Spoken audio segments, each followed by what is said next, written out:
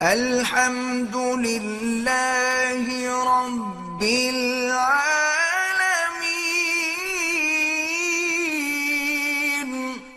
کو ایک پوسٹ آئی ہے، ایک فنکارہ تھی، ڈراموں میں آیا کرتی تھی، سیاست ٹی وی نے یہ پوسٹ چلائی ہے۔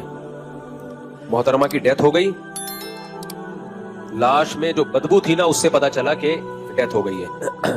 لاش میں اسمیل سے، بدبو سے پتا چلا کہ انتقال ہو گیا۔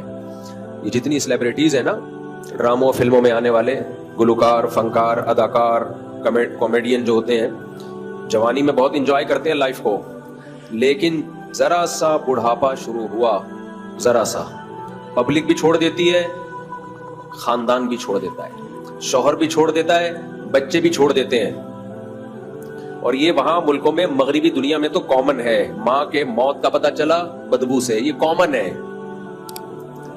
ہمارے ہاں ماں مر جائے اور بچوں کو ایک ہفتے بعد پتہ چلے کہ امی کی ڈیتھ ہو گئی ہے، بدبو آ رہی ہے، لوگ سر اٹھا لیں گے آسمان پہ، یار تمہیں تمہاری ماں مر گئی، تمہیں نہیں پتہ چلا۔ لیکن وہاں سر نہیں اٹھایا جاتا، کامن ہے۔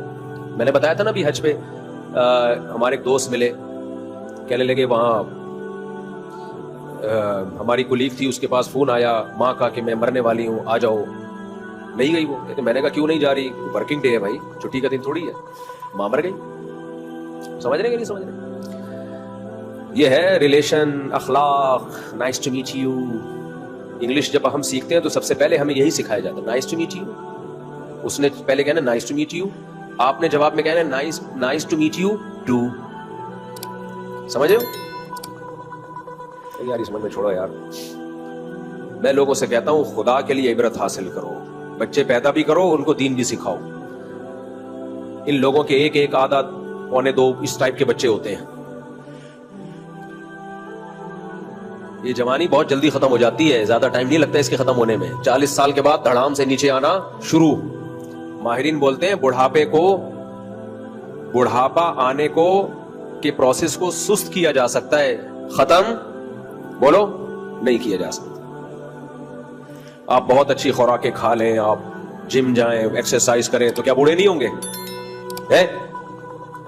بوڑھے پھر بھی ہوں گے، ہاں تھوڑا دیر سے بوڑھے ہو جائیں گے۔ اور جو صحت کا خیال نہیں کرتے وہ ذرا 40 میں ہی بڈھے لگنا شروع ہو جاتے ہیں۔